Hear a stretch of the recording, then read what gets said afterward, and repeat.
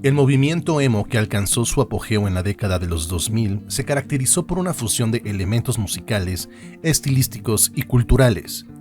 En el ámbito musical, el emo se originó en la escena punk y hardcore, destacando por letras introspectivas y emocionales que exploran experiencias personales y sentimientos. La estética visual distintiva incluyó ropa ajustada, camisetas con estampados oscuros, jeans ajustados y el característico flequillo que cubre parte del rostro. La expresión emocional fue el núcleo del movimiento, transmitiendo profundas reflexiones sobre temas como el amor, la pérdida y la soledad. Los seguidores del movimiento emo a menudo eran percibidos como individuos emocionales, sensibles e introspectivos. La cultura valoraba la autenticidad y proporcionaba un espacio comunitario donde los participantes podían compartir experiencias, encontrando apoyo en una red de personas con intereses y valores similares. Más que un género musical, el emo se convirtió en una forma de vida y una identidad personal que evolucionó con el tiempo, dejando una huella duradera en la cultura juvenil. Hoy nos adentraremos en las profundidades de este mítico movimiento, haremos un viaje en el tiempo y conoceremos un poco más sobre esta subcultura y sus orígenes.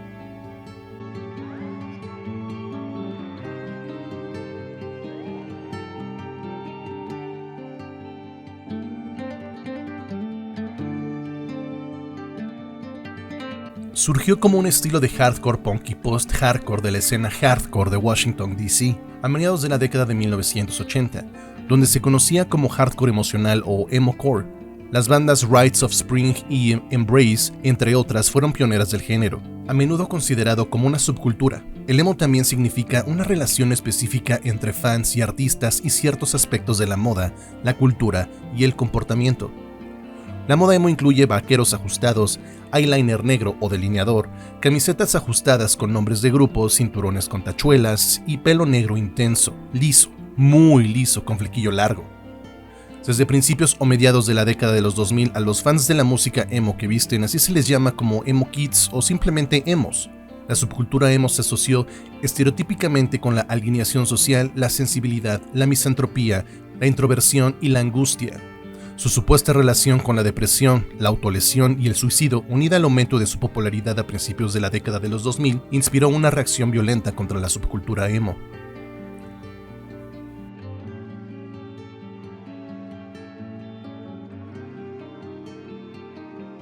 Curiosamente, Pet Sounds, el álbum de 1966 de los Beach Boys, se considera a veces el primer álbum emo. Según el escritor musical Luke Britton, este tipo de afirmaciones se hacen quizás con ironía y escribió que, en general, se acepta que los pioneros del género llegaron más tarde, en los años 80, lo cual tiene mucho más lógica. Durante la década se formaron muchas bandas de hardcore punk y post-hardcore en Washington, D.C. Entre las bandas de hardcore punk y post-hardcore que influyeron en las primeras bandas emo se encuentran Minor Threat, Black Flag y Husker Du. El emo, que comenzó como un subgénero post-hardcore, formó parte de la escena hardcore punk de la década de 1980 en Washington, como algo diferente de la parte violenta de la escena hardcore de Washington, D.C. Guy Pizziotto, fan de Minor Threat, formó Rites of Spring en 1984, utilizando el estilo musical del hardcore punk y combinando su estilo musical con guitarras melódicas, ritmos variados y letras personales y emotivas. Sus actuaciones eran purgas emocionales públicas en las que los miembros del público a veces lloraban.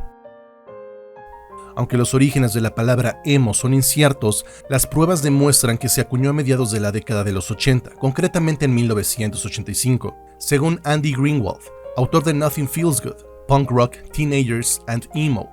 Los orígenes del término emo están rodeados de misterio, pero se empezó a utilizar en 1985. Ian MacKaye de Minor Threat, una legendaria banda de hardcore punk, lo remonta al mismo año atribuyéndolo a un artículo de la revista Thrasher que se refería a Embrace y otras bandas de Washington, D.C. como emo-core, que él llamó la cosa más estúpida que había escuchado en su vida. Otros relatos atribuyen la palabra a un miembro del público en un concierto de Embrace que gritó como insulto que la banda era emo-core. Aunque muchas de las bandas rechazaron el término, se mantuvo. La escena emo de Washington, D.C. solo duró unos pocos años y en 1986 la mayoría de sus grupos más importantes como Rites of Spring, Embrace, Grey Matter y Beef Eater se habían disuelto.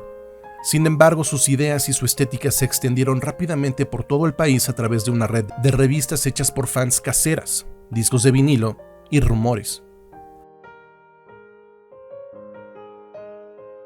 A medida que el movimiento emo de Washington DC se extendía por Estados Unidos, las bandas locales empezaron a emular su estilo.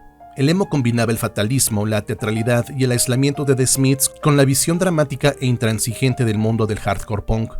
A pesar del número de bandas y la variedad de locales, la estética del emo core de finales de los 80 se mantuvo más o menos igual. Surgidos de la escena punk rock de San Francisco de finales de los 80 y principios de los 90 y formados en Nueva York, Jawbreaker combinaba en el punk con letras emotivas y personales. El cantante y guitarrista Blake Schwanzerbach centraba sus letras en temas personales e inmediatos, a menudo extraídos de su diario, a menudo oscuros y envueltos en metáforas cuya relación con las preocupaciones dotaba sus palabras de una amargura y frustración que las hacía universales y atractivas para el público. Blake se convirtió en el primer ídolo del emo, ya que los oyentes se identificaban con el cantante, incluso más que con sus propias canciones. El álbum de Jawbreaker del 94, 20 Hour Revenge Therapy, fue muy popular entre los fans y es una piedra de toque del emo de mediados de los 90.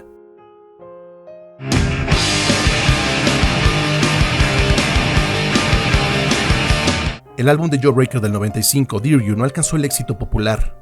Jawbreaker se disolvió poco después, y Blake formó el grupo emo Jets to Brazil.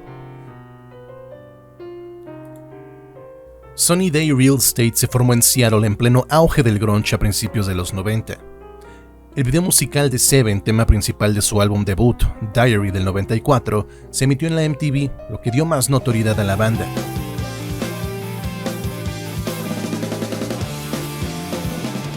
Otra banda a menudo considerada emo que surgió al mismo tiempo fue la californiana Weezer. Sin embargo, por muchos años se ha debatido si Weezer es emo o no, así que no nos adentraremos tanto en ese tema.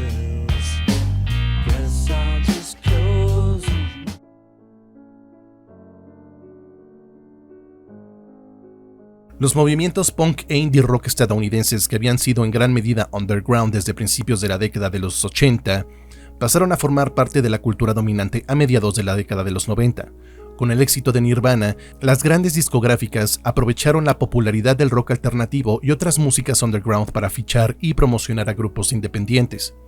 Las bandas de punk rock Green Day y The Offspring irrumpieron en la corriente dominante con sus álbumes Dookie y Smash. Después de que la música underground se convirtiera en mainstream, el emo se retiró y se reformó como subcultura nacional en los años siguientes, inspirados por Jawbreaker, Drive Like Jehu y Fugazi. El emo de los 90 abandonó los elementos del hardcore punk y utilizó elementos del indie rock con la ética de trabajo del punk rock del hazlo tú mismo. Muchas bandas grababan y distribuían sus propios discos, y la escena estaba fuertemente ligada a la ética punk de la autonomía y la independencia. El emo simplemente se negaba a desaparecer. El Midwest emo de los años 90, un subgénero del emo originado en la región central de los Estados Unidos, se caracterizó por un sonido suave y melódico. Bandas pioneras como American Football, Cap and Jazz y Mineral definieron este estilo, incorporando guitarras limpias, progresiones armónicas complejas y letras introspectivas que exploraban la emotividad, la melancolía y las experiencias cotidianas. Esta fue la época en la que el emo se ganó muchos y no todos los estereotipos que han perdurado hasta nuestros días. Música universitaria impulsada por chicos con gafas demasiado sensibles, demasiado cerebritos y con guitarras chillonas. El emo irrumpió en los principales medios de comunicación durante el verano del 2002. Durante esta época, muchos fans de la música emo tenían una apariencia de pelo corto y teñido de negro con flequillo cortado alto en la frente, gafas monstruosas gruesas y negras, y ropa de tiendas de segunda mano. Esta moda se convirtió entonces en una parte importante de la identidad emo. La base de fans crecía exponencialmente. Se podría pensar que formar parte de una subcultura que por fin empezaba a irrumpir en la corriente dominante era muy cool, pero los chicos emo se enfrentaron a una reacción violenta. Legiones de adolescentes y veinteañeros vestidos de negro con vaqueros ajustados y Converse, con los ojos embadurnados de eyeliner y el flequillo colgando por la mitad de la cara, se convirtieron en blancos fáciles a los que lanzar estereotipos. Sin miedo a mostrar emociones intensas, el emo fue ridiculizado como un género para los que no tenían espina dorsal. El uniforme no oficial de la escena no ayudaba precisamente. El emo pasó de ser la víctima a recibir acusaciones de sexismo. La periodista y crítica musical Jessica Hopper escribió un mordaz artículo de la opinión para Punk Planet, titulado Emo, Where the Girls Aren't, emo donde no están las chicas, en el que insistía en que el género era misógino. El álbum Bleed American de Jimmy Eat World se convirtió en disco platino gracias a The Middle, que encabezó la lista alternativa Songs de Billboard. El éxito general alcanzado por Jimmy Eat World allanó el camino para la música emo pop que aparecería durante el resto de la década de los 2000, convirtiéndose el emo pop en un estilo muy común de música emo durante esta década. A raíz de este éxito, muchos grupos emo fueron contratados por grandes sellos discográficos y el género se volvió comercializable. La naturaleza política del emo, su música pegadiza y sus temas accesibles atrajeron a un público joven y mayoritario. El emo pop, un subgénero del emo orientado al pop punk con ganchos de influencia pop, se convirtió en el principal estilo emo a mediados y finales de la década de los 2000, con muchos de estos grupos fichados por Feel by Ramen Records y algunos adoptando un aspecto de inspiración gótica. My Chemical Romance irrumpió en la corriente principal con su álbum de 2004, Three Cheers for Sweet Revenge. My Chemical Romance es conocido por su aspecto emo de influencia gótica y la creación de álbumes conceptuales y óperas rock.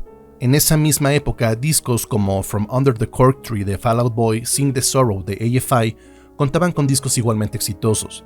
El emo estaba más vivo que nunca. Sin embargo, todo llega a su fin. Después de los discos posteriores de los grandes portavoces del género como My Chemical Romance con The Black Parade, Fall Out Boy con Infinity on High, Paramore, Panic! At the Disco, AFI, Taking Back Sunday y la lista sigue y sigue, el emo simplemente cambió de dirección. Sus portavoces finalmente fueron a terapia y empezaron proyectos más alternativos, por así decirlo. Lamentablemente la música es como una corriente de agua, fluye y fluye. Incluso muchas de estas bandas que en un punto de su carrera enaltecieron el género, de la nada se desvanecieron, dejando atrás muchos fans preocupados por el futuro del movimiento. A finales de la década del 2010 surgió un revival emo, principalmente underground, basado en el sonido y la estética del emo de los 90. Entre los artistas asociados a este movimiento se encuentran Modern Baseball, The World is a Beautiful Place y I Am No Longer Afraid to Die, A Great Pile of Leaves, entre muchas otras agrupaciones. Aunque muchos grupos emo de la década de los 2010 se inspiran en el sonido y la estética del emo de los 90, grupos emo de esta misma época como Title Fight y Small Brown Bike utilizan constantemente elementos del hard punk, regresando un poco más a las raíces de los 80. Podría decirse que estamos ante el resurgimiento del género en sí.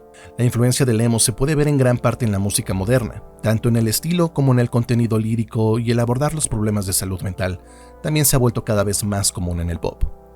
¿Ustedes qué dicen?